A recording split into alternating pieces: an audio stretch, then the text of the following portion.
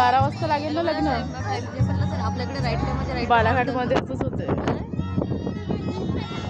आपल्याकडे